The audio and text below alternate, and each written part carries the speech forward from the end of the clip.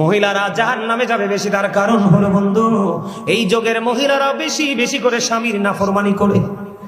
আমার কথা কয় না? স্বামী ঘরে রাইখা আরেক ছেলের সাথে প্রেম করে কি করে না?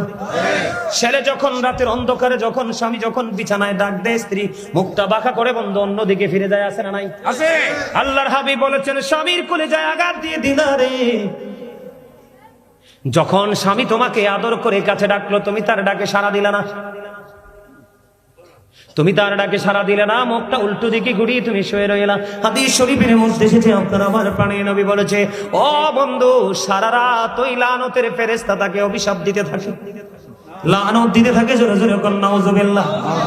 এখন অনেক স্বামী আছে বন্ধু ঘরে বিবি রেখে পরকিয়া করে, আছে না নাই?